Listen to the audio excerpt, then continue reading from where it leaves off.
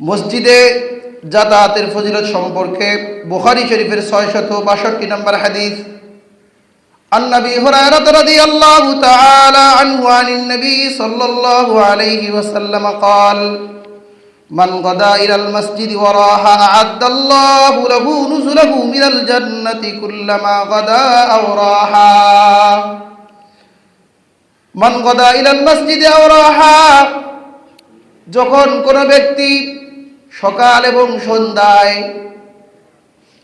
মসজিদে যাতায়াত করে মসজিদে আসে এবং যায়, কিংবা নামাজের জন্য যখন মসজিদে আসে এবং যখন মসজিদ থেকে ফিরে যায়, নবীজি বলেন আ'আদ্দাল্লাহু নুজুলাহু মিনাল জান্নাহ, আল্লাহ তাআলা তাদের জন্য জান্নাতি আপ্যায়ন প্রস্তুত করে রাখে।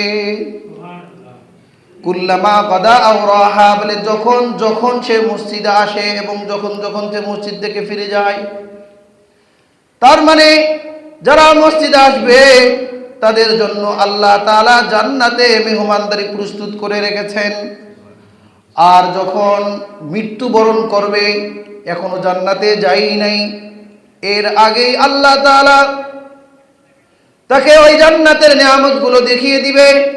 ইন্নাল্লাযীনা ক্বালু রাব্বুনাল্লাহ সুম্মা ইসতাকামু, যারা দুনিয়াতে আল্লাহ তাআলাকে রব বলে মেনে নিয়েছে এবং এর উপরে অবিচল ছিল, ইস্তেকামতের উপরে ছিল, তাতানাজ্জালু আলাইহিমুল মালাইকা, তাদের উপরে ফেরেশতা নাজিল হবে আর বলবে আল্লাহ তাখাফু ওয়া লা তাহজানু, তোমাদের কোনো ভয় নাই, চিন্তা নাই। ওয়া আবশিরু বিল জান্নাহ, আর তোমরা জান্নাতের সুসংবাদ গ্রহণ করো। কুনতুম তুআদুন, যেই জান্নাতের ওয়াদা প্রতিশ্রুতি তোমাকে দেয়া হয়েছিল, এখনো জান্নাতে যায় নাই, যে তোমাদেরকে এই জান্নাত দেওয়া হবে।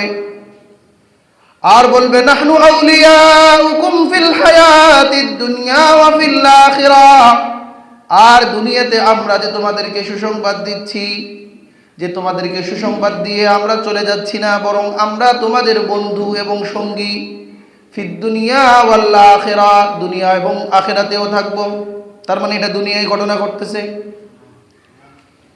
ওয়ালাকুম ফিহা মা তাশতাহি আনফুসুকুম, আর সেই জান্নাতে তোমাদের জন্য আপ্যায়নের ব্যবস্থা থাকবে, থাকার ব্যবস্থা থাকবে। মা তাশতাহি আনফুসুকুম, তোমরা যা চাবে, তোমাদের মন যা কামনা করবে। ওয়ালাকুম ফিহা মা তাদউন, আর তোমরা যা আল্লাহর কাছে আহ্বান করবে, চাইবে, তোমরা তা পাবে। নুজুলাম মিন গফুরির রহিম, যে দয়াময় রহমান, এর পক্ষ থেকে এটি হবে তোমাদের আপ্যায়ন। সুবহানাল্লাহ। যে এই নামাজীদের জন্য